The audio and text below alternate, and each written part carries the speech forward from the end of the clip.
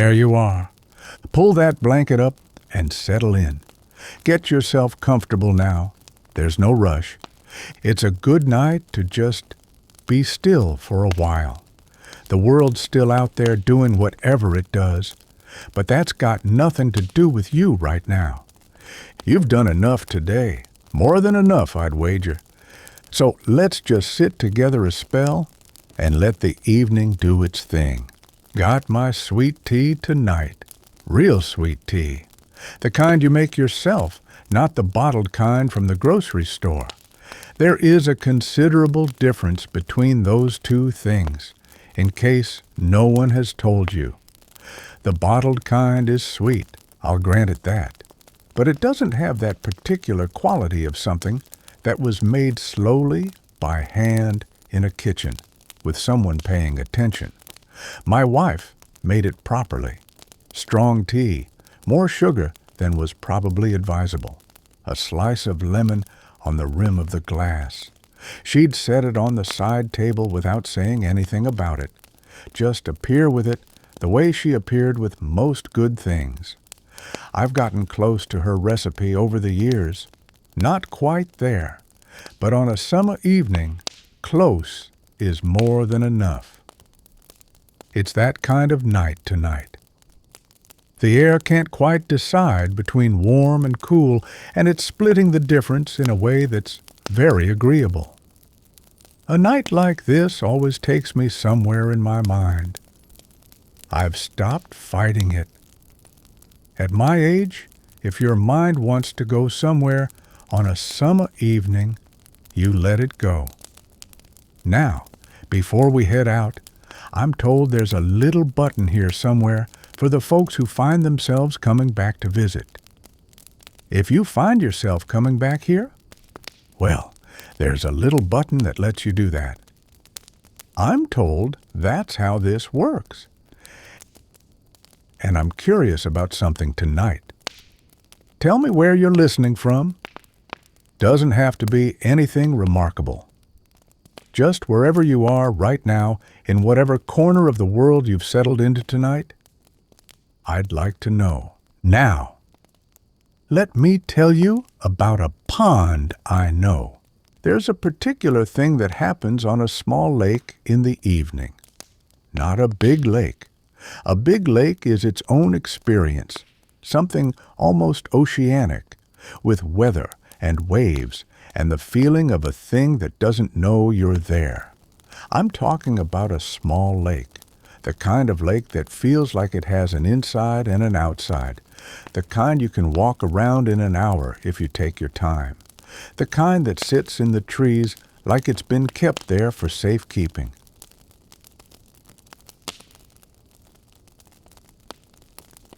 On a lake like that, in the evening, something happens that I have spent a fair amount of time trying to describe over the years without ever quite getting it right. It happens right at the edge of dusk, not at sunset exactly, but just after. When the sun has finished its work, but the dark hasn't fully arrived yet. That 20-minute window that belongs to neither one. The water goes flat. That's the only way I know to say it. The water goes flat. All day there's been movement on it, a breeze finding it from some direction or another, a bird landing, a fish deciding something near the surface, a boat, if there are boats. The water in the afternoon has opinions. It catches light and throws it back. It argues with the wind. It has a lot going on, but at dusk in that window, it just stops.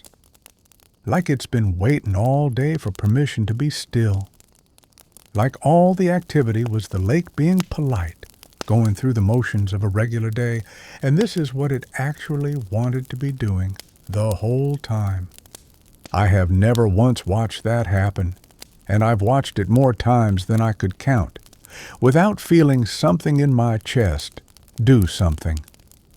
Some small, quiet thing. Like a door closing gently somewhere in a house you didn't know had been open. and the color of it. Lord, the color. I am not a painter, and I don't have a painter's vocabulary for this, so I'll just do my best. In the afternoon, the water is whatever color the sky is, blue mostly, green-blue if there are pines nearby, giving it something to reflect. Ordinary water. Fine. But at dusk it starts doing things you didn't ask it to do. It goes amber first, a warm amber, the color of old honey, the color of light coming through a glass of sweet tea. Then copper, deeper and richer, the color of something old and valuable. Then it starts going toward dark, but it doesn't go dark the way a room goes dark when you turn off the light. It goes dark slowly, reluctantly almost, holding on to that warmth as long as it can. A dark that has some color left in it. A dark that remembers being amber. And then there are two skies. That's the thing about a flat lake at dusk that gets me every time. You get two skies. The real one above you, going through its evening colors, amber and rose and that particular deep blue that comes just before the stars. And the one below you, in the water, doing the same thing in reverse. And if you're sitting on a dock, hanging your feet over the edge, and you let your eyes go soft the way eyes do when you're tired in a good way, you can almost forget which is which. Both of them real. Both of them the same color. You sitting between them, belonging to neither one entirely. I have always loved that feeling. Being between two skies at dusk on a still lake. It is one of the few states I know where the particular noise in a person's head just stops, the same way the water stops. Not forever. Not even for very long. But for that 20 minutes, if you let it, the noise just sets down its bags and sits.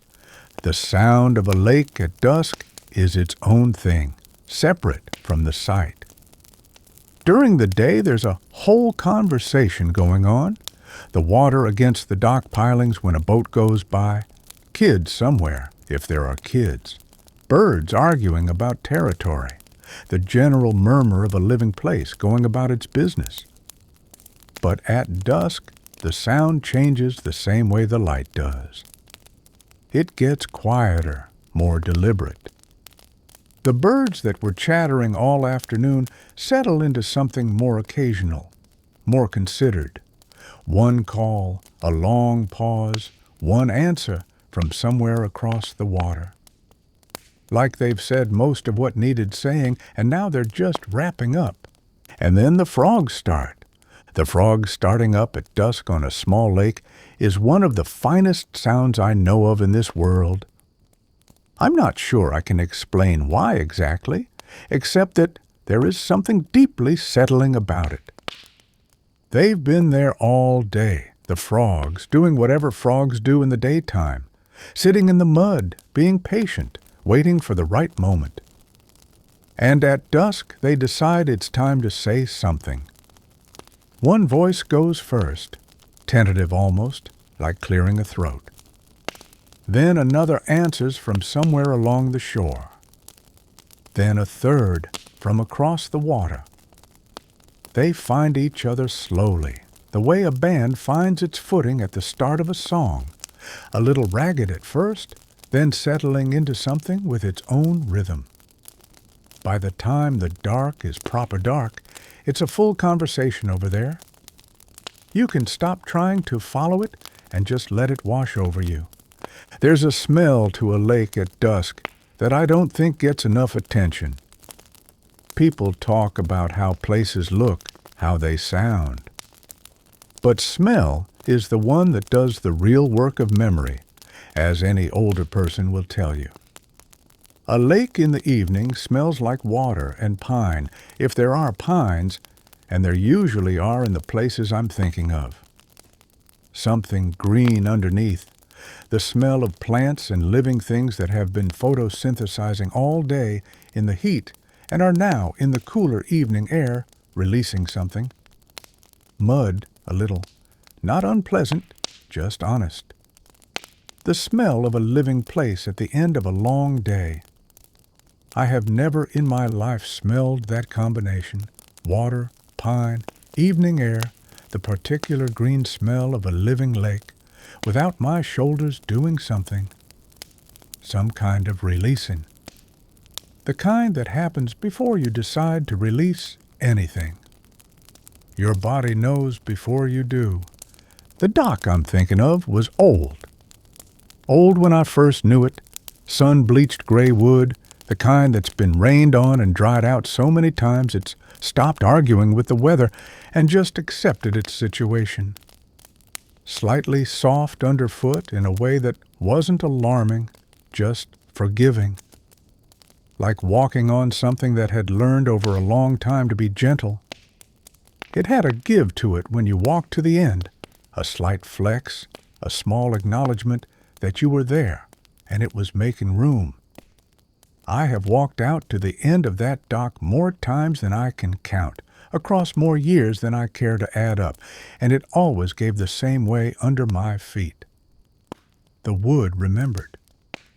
Or maybe all old docks are like that, and I'm giving this one too much credit. Either way, I'll take it. I spent a considerable amount of time at the end of that dock over the years. More time than I could calculate if you sat me down and made me try. Not fishing mostly. I want to be honest about that.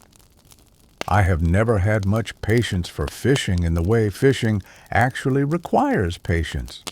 The sitting and the waiting and the accepting that nothing may happen for a very long time.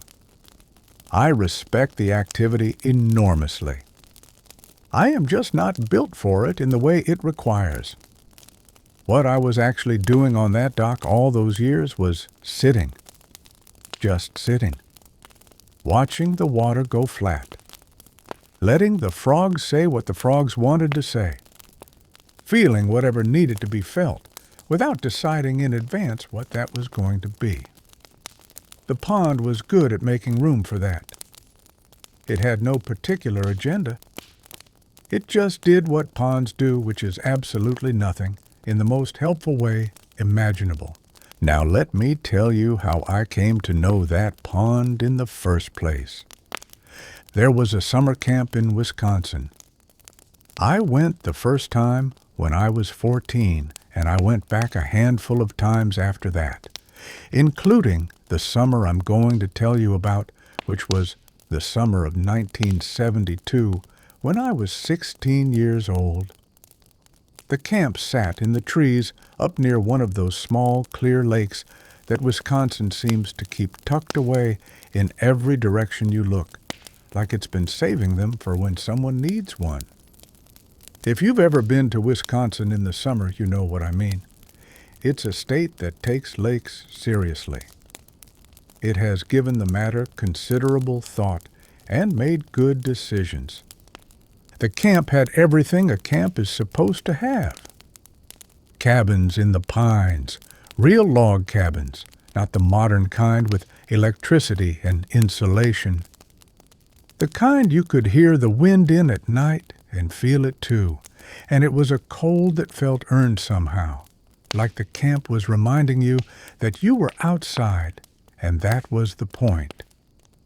A mess hall that smelled of wood smoke and industrial eggs regardless of what was actually being cooked that day. I have smelled that combination in various places over the years, and every time it takes me directly back to being a teenager at a long table with 7 other boys, all of us eating fast, because that is what teenage boys do. A fire pit for evenings, a canoe rack by the water, the usual ropes and fields and activities that camps deploy to convince young people to put down whatever they were carrying from home and just be somewhere for a week. And the pond. The lake, technically, but we called it the pond. It was small enough to feel like something you could get your arms around, even if you couldn't. The kind of lake that has an inside to it. a place where the water and the trees and the light have arranged themselves into something that feels intended. It was a co-ed camp. At 14, I had registered this fact with interest and not much further consequence. By 16, I was registering it considerably more actively. Boys and girls, a week away from home, the particular quality of air that exists when you are young and away from your parents, and suddenly very aware that the world contains other people in a new way. A way it hadn't quite before. Or maybe it had, and you simply hadn't been paying adequate attention. At 16, you are paying attention. Now the summer of 1972. I want to say something about the summer of 1972 because it was a particular kind of year to be 16 years old in. The world was doing things.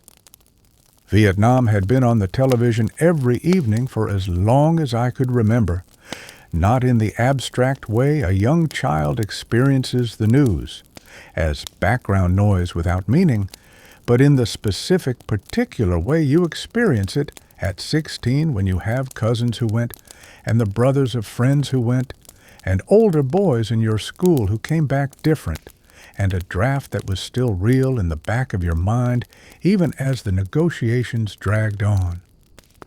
You didn't walk around thinking about it constantly, but it was there, underneath things. The way weather is underneath a good day, you notice it when you stop moving. And Watergate was just beginning to smell wrong that summer, though none of us had a word for what it was yet. Something about some men who broke into somewhere, and the president's people who maybe knew about it or maybe didn't. And the whole thing had that particular quality of a story that is going to get worse before it gets better. Adults were saying things like, "I'm sure it'll be fine," and not quite sounding like they meant it. There is an age, and 16 is squarely in the middle of it, when you begin to be able to tell the difference between adults who know what they're talking about and adults who are saying words in the direction of a problem and hoping for the best. That summer, there seemed to be quite a few of the latter. The music was different that summer, too. That gets forgotten sometimes. How much the music of a particular year sits inside you when you're 16. The radio in 1972 had a sound to it that I still associate with that summer specifically. Songs that felt like they were carrying something. Songs that felt made for that particular kind of evening. Warm and a little uncertain, hopeful in a way that knew it might be wrong. If you were 16 in 1972, you know exactly what I mean. What I'm trying to say is that the ground was moving that summer. Underneath everything, a 16-year-old boy couldn't have named all the specific things that were moving it. Politics, the war, the general renegotiation of what the rules were, the sense that the adults had been running things and the results were debatable. But he could feel it. The way you feel a ship moving under you, even when the sea looks calm from the deck. Something had been solid that was now less solid, and the question of what to stand on was beginning to become a real question. Or that's how it felt at 16, looking out. So, I went to the pond. I'd been going in the evening since that first summer at 14. There was something about the hour after dinner when the other kids were at the fire pit or playing cards in the cabins or doing whatever groups of teenagers do when they've been given an unstructured hour. I liked all of that. I wasn't avoiding it exactly. I'd spend time at the fire. I liked the guitar if someone had one. I was reasonably social, as I recall. But there was always a point in the evening when I'd drift away from the group without quite deciding to. I'd just find myself walking down the path toward the water. The cabin lights getting smaller behind me. The frogs getting louder ahead. And then the dock and the pond and that two-sky evening quiet and everything settling back into its right place. In the summer of 1972, I went more than usual. There was a girl. At 16, at a co-ed camp in the summer, there is always a girl, or there ought to be. That much at least was going right with the world. I won't describe her in detail, partly out of a gentleman's sense of privacy, and partly because the memory has done what memories do over 50 years, which is soften into impressions rather than specifics. What I remember is not so much a face as a quality of light, a particular kind of warmth. The way she laughed at something, genuinely, without performance, in a way that made you feel the thing really had been funny and that you'd both noticed it at the same moment. I thought about her a great deal that summer, more than I had previously allocated attention to any single subject. She occupied a disproportionate amount of my thinking for someone I'd only known a week. The problem, and there was a problem, as there always is at 16, was that I had no earthly idea what to do about any of it. I knew that I liked her. I knew that I wanted to say something or do something that communicated this fact. Beyond that, my intelligence failed me entirely. I did what 16-year-old boys have done since the beginning of time in this situation, which is stand near the object of their feelings and make indirect remarks and hope that the universe will somehow take it from there. The universe did not, on this occasion, take it from there. But I had a friend. A girl, not the one I had my eye on, as it turned out, and this is important, who was considerably more practical about these matters than I was. She had noticed my predicament the way that certain people notice things about you that you haven't told anyone, and which you might not have even fully articulated to yourself. There is a kind of person who sees clearly and acts on what they see without making a production of it. She was that kind of person.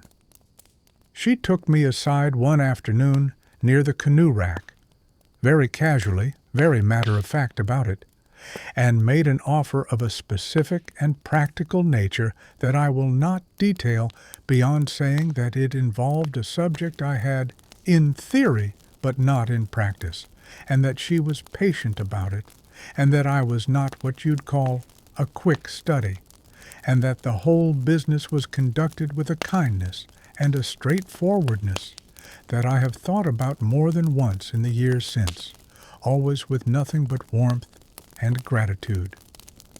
There are kindnesses I've found that you receive at 16 and don't fully understand for another 10 or 15 years. And then one day you're thinking about something else entirely, and the memory of it comes back, and you understand it, and you feel grateful all over again to whoever gave it to you. That was one of those. Afterward, I went down to the dock by myself. The evening was doing its thing, amber water, copper water, the frogs starting their conversation, two skies. I sat at the end of the dock with my feet hanging over the edge, and I watched the water go flat, and I thought about, well, I suppose I thought about everything and nothing in the way a 16-year-old boy thinks, which is to say, in a large, formless way that doesn't quite resolve into actual thoughts.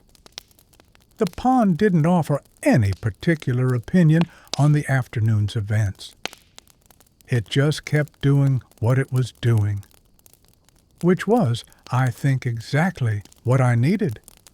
There were other evenings on the dock that summer, evenings with other boys, friends from the camp, who would drift down and sit without announcement, and we would be quiet together in the way that boys that age can occasionally manage. Not competing with each other, not performing, just present. Watching the same water. Sometimes someone would say something about home, about the fall, about a girl, about something on the news, about nothing in particular. Sometimes nobody said anything at all, and that was fine too. There is a specific quality to sitting with someone and watching the same still water, and it is different from most of the other qualities of human company. You don't have to be interesting. You just have to be there. There was one boy in particular. I won't say his name because I don't know whatever became of him, and it seems presumptuous to put him in a story without his knowledge, who used to sit with me most evenings that summer. He didn't talk much. Neither did I down there. We'd sit at the end of the dock with our feet over the edge and watch the water go dark, and occasionally one of us would say something and occasionally the other would respond, and mostly we'd just be there together in the dark. I think about him sometimes. I hope the years were good to him. I hope he found his own ponds.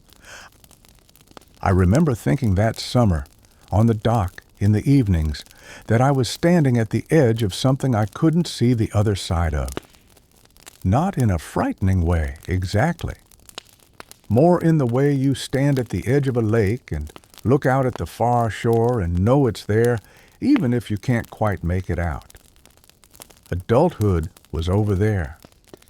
Whatever came after high school and after home and after the small, reliable world of having people who made dinner and knew where you were. It was coming. You could feel it in the air, the way you feel weather coming, a change in pressure, a slight shift in the light, the knowledge that something that had been will not be for very much longer. Not bad necessarily, just different. And different at 16 felt large. The pond didn't seem worried about it. I took some comfort in that. The ground might be moving out there in the world. The war might be on. Watergate might be smelling worse by the week. The future might be an unknown quantity. And none of that had any purchase on the water going flat at dusk, or the frogs, or the two skies, or the soft old dock giving slightly under your weight. Some things, the pond seemed to be saying, were not subject to the current conditions. Some things were going to do what they'd always done regardless of what was going on outside the trees. I have always appreciated that quality in a thing. The last evening of that particular summer, I went down alone earlier than usual, while there was still light in the western sky. The other kids were at the fire pit having a last night. I'd be there later. But first I needed the pond. I sat at the end of the dock and watched the light go through its stages. Amber. Copper. That dark that holds some warmth in it. The frogs coming on one by one. And the whippoorwills. There were whippoorwills in the pines at that camp, and if you have never heard a whippoorwill, I recommend it highly. They call their own name whippoorwills. Over and over, endlessly patient about it, introducing themselves to the night. I had never heard one before that first summer at camp, and now the sound takes me directly back to that dock every time, no matter where I am when I hear it. 50-some years later, and it still does. That's the thing about the sounds you hear when you're young at a place you loved. They don't let you go. I sat there on that last evening and something settled in me without my asking it to.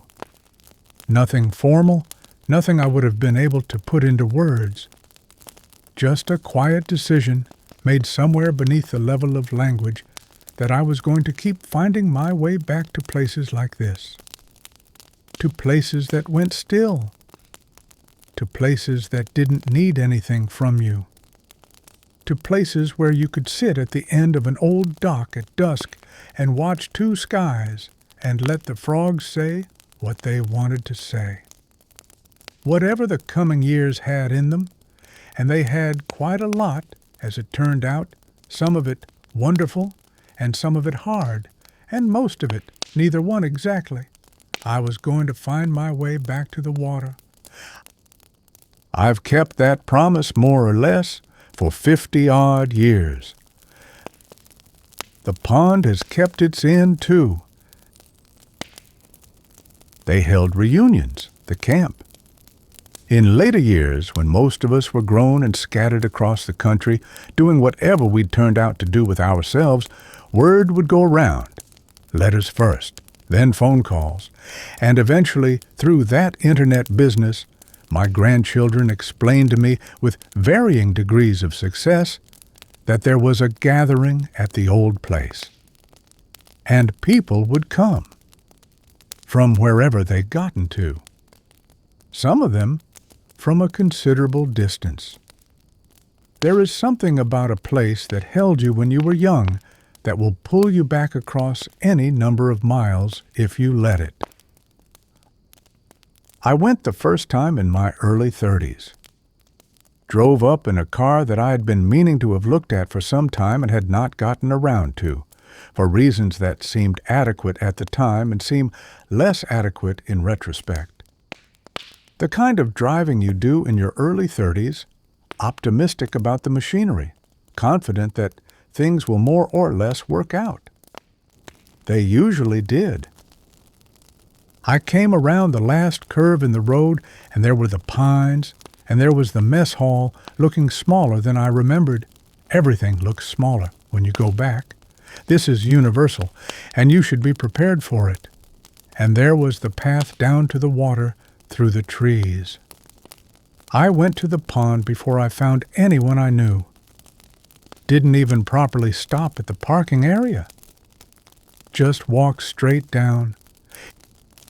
It was morning, still early, the lake carrying mist off it, the way a small lake does in the morning when it's been a cool night.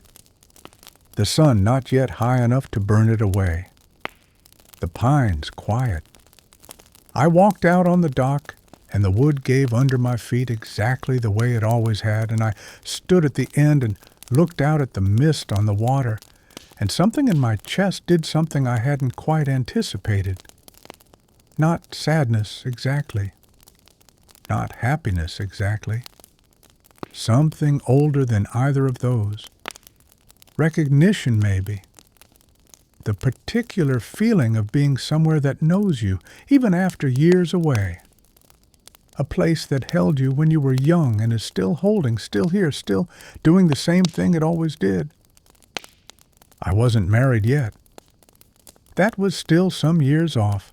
The right person hadn't arrived in my life, or I hadn't arrived in hers, or both.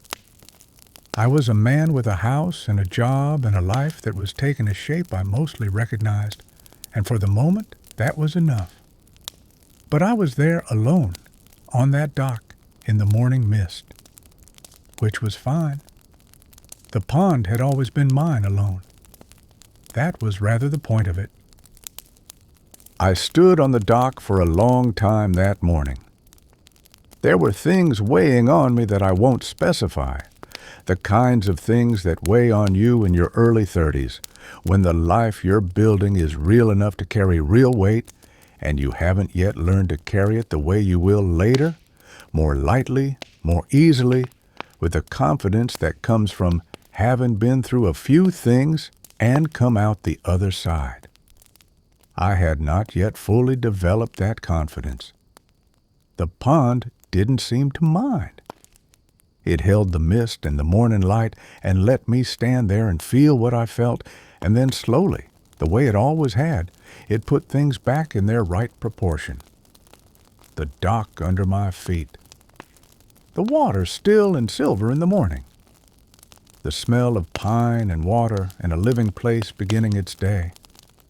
Things had been larger in my head than they turned out to be. standing there. Things usually are. I went back again in my 40s. And that time, I brought her. She had asked over the years to come to one of these reunions. Not in the pressing way. She wasn't a pressing person. More in the way she expressed interest in things that mattered to me, which was to mention it once, genuinely, and then leave the door open without knocking on it again. I kept saying we'd go one of these times, and one of these times we finally did. We arrived on an August evening, late in the day, the kind of day that's been hot and is just beginning to consider cooling down. I took her straight to the pond before we'd properly unpacked. She didn't ask where we were going. She just came.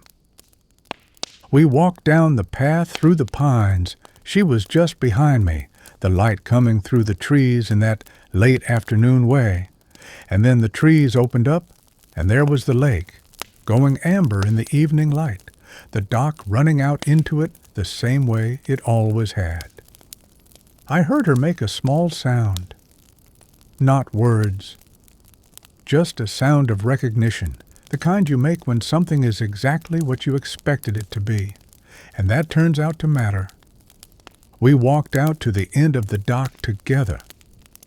The wood gave under our weight the same way. We sat down with our feet over the edge, and she pulled her knees up to her chest the way she did, and we watched the water. The light was going amber, then copper. The frogs starting up across the water, finding each other. A whippoorwill in the pines, calling its name.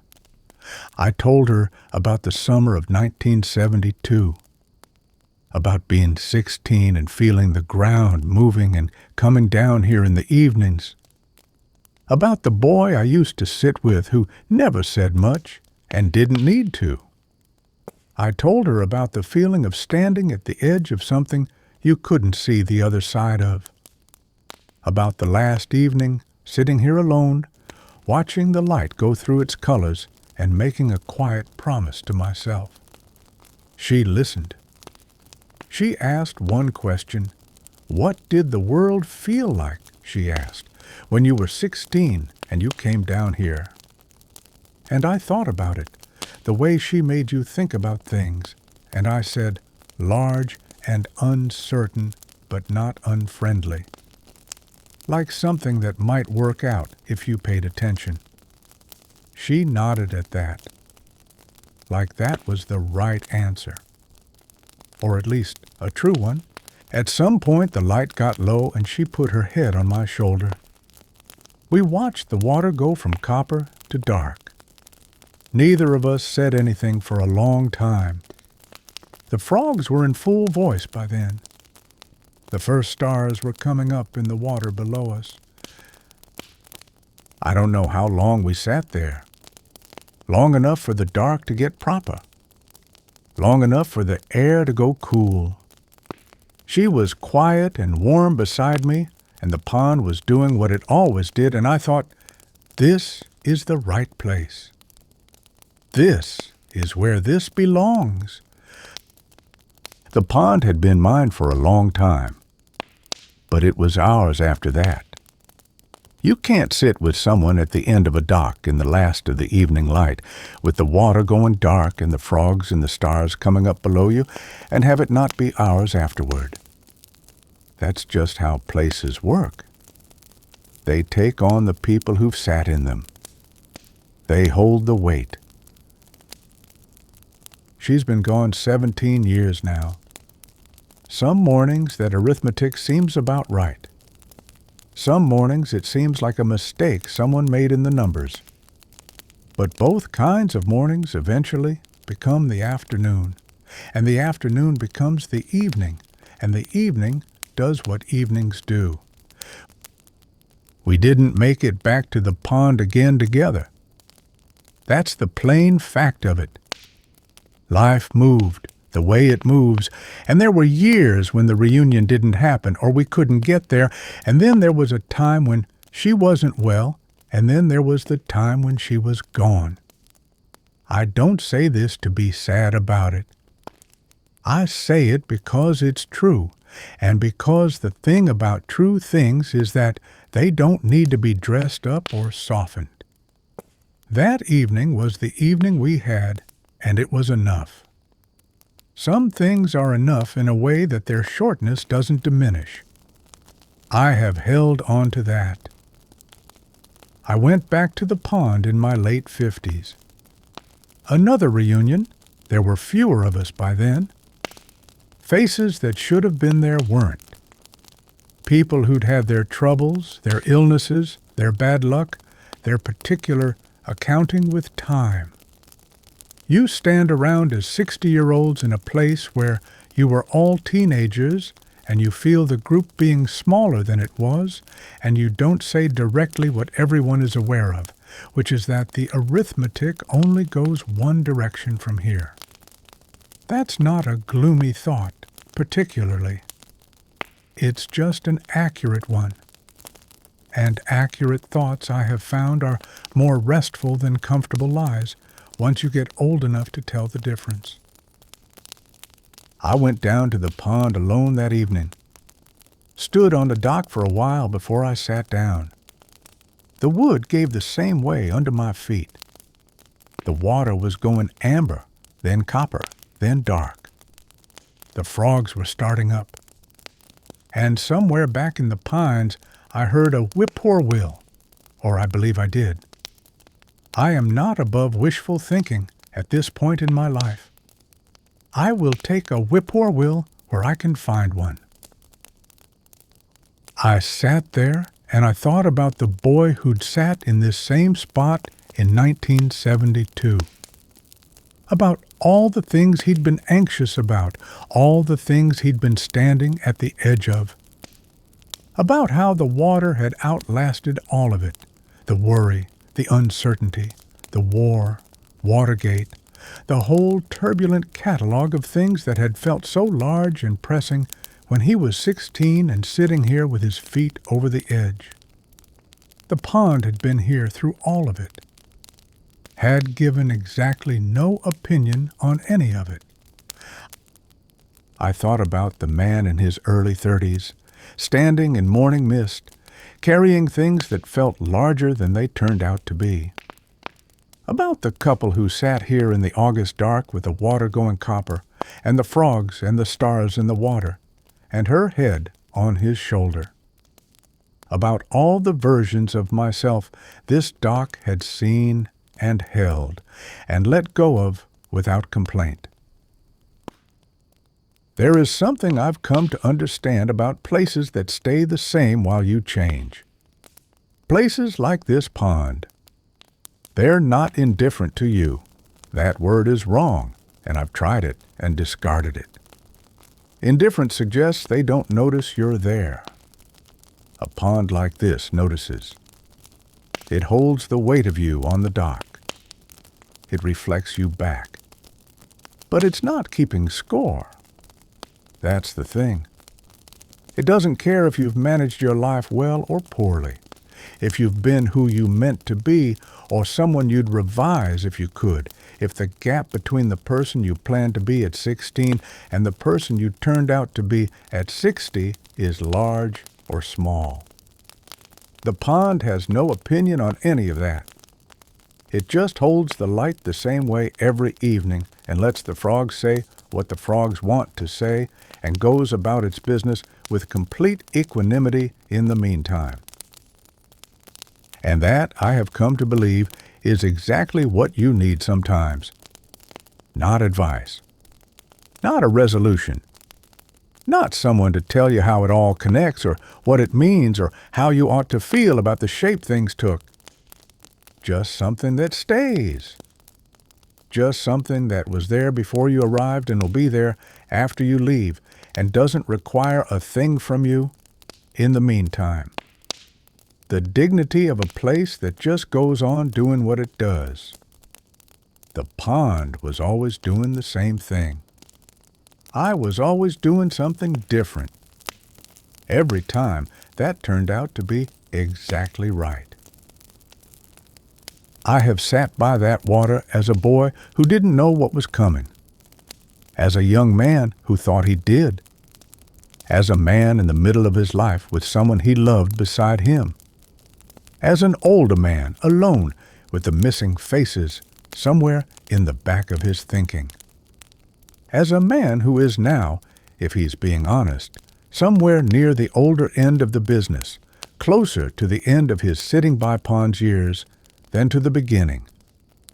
The water has accommodated all of it with the same grace, the same amber, the same copper, the same dark that has some warmth left in it.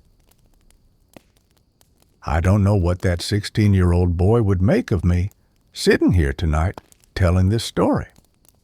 He might find me old, which is fair. He might find me overly inclined toward the past, which is also fair. But I think he'd understand the pond part. I think he'd understand the need for something that just goes flat and doesn't keep score.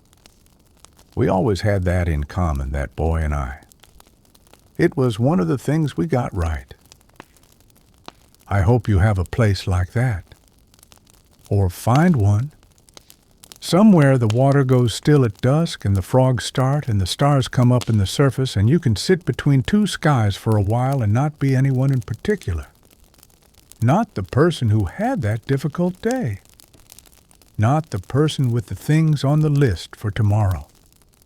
Just someone at the end of a dock watching the water go through its colors.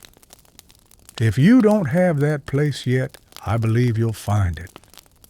They tend to find you places like that. You show up a few times and gradually they take you in. That's how it works. The pond didn't choose me at 14. I just kept coming back, and eventually it became mine, the way things become yours when you pay steady, quiet attention to them over a long enough time. It's a good thing to find. One of the better ones, I think.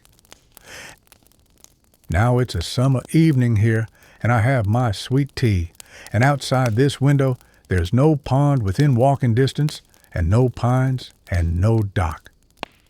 But that's all right. A place you've carried long enough comes with you. You don't have to pack it. You don't have to drive up a road with the oil needing changing. You just have to sit somewhere quiet and let the evening come on, and sooner or later the water goes flat in your mind and the frogs start up, and there you are, between two skies, the dock giving a little under your weight, the whippoorwill doing its patient introductions somewhere in the pines. There you are. The evening is getting on now, getting on toward the quiet part of the night. I can hear the frogs if I sit still enough. Not real ones, just the ones I carry. The ones from the pond. The water is flat in my mind. The stars are coming up in it. Two skies. The boy with his feet over the edge. The old dock. The soft wood giving. Amber. Copper. She had her head on my shoulder. August. The frogs. The dark that has some warmth left in it. The pond doesn't age. That's the whole of it, right there. That's all you need to know. The water just goes flat, and the night takes the rest. Let it. Let it take the rest tonight. There you are. Just there you are. Well, that's about all from me tonight. You just close your eyes now. Don't worry about what's coming tomorrow. It'll sort itself out, same as it always does. You did good today. Sweet dreams now. I'll be right here.